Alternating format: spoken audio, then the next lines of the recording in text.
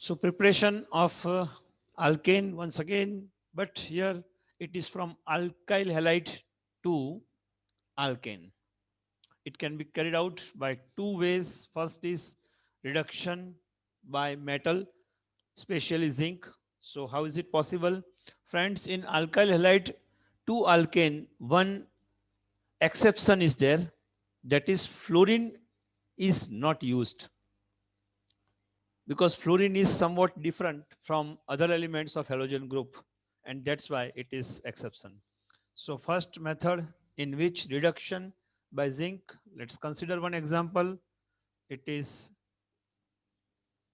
chloromethane CH3Cl. When chloromethane is reacting with hydrogen gas in presence of zinc metal, and sometime acid is also used as catalyst. So out of these two hydrogen atoms, friends, one hydrogen atom and one chlorine will remove as HCl, that is hydrochloric acid, Cl and H. And friends, this hydrogen atom will be added in place of chlorine.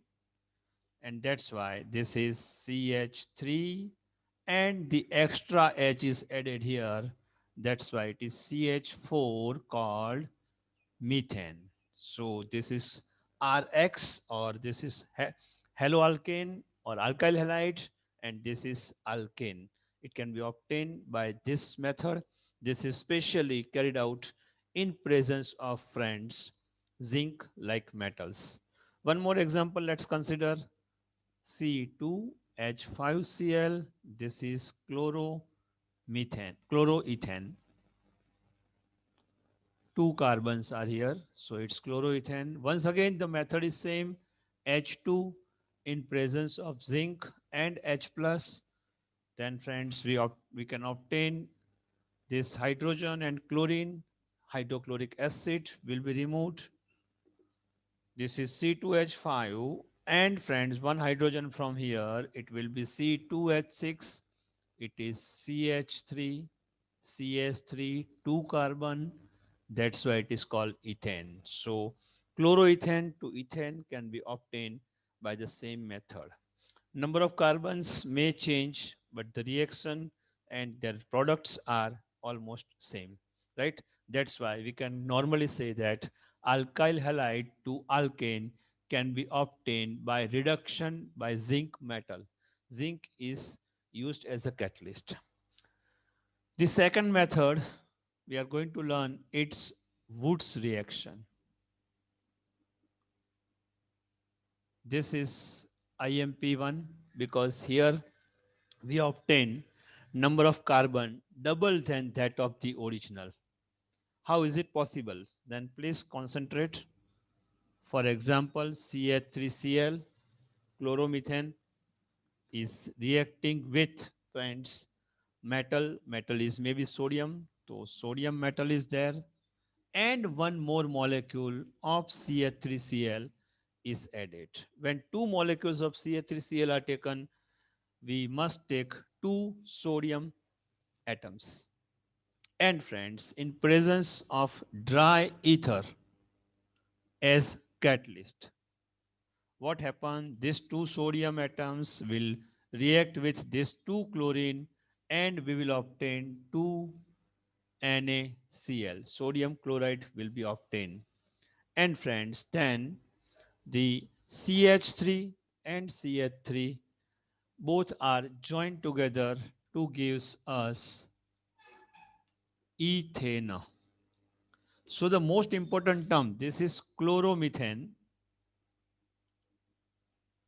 and here we obtain ethane. So number of carbons are doubled.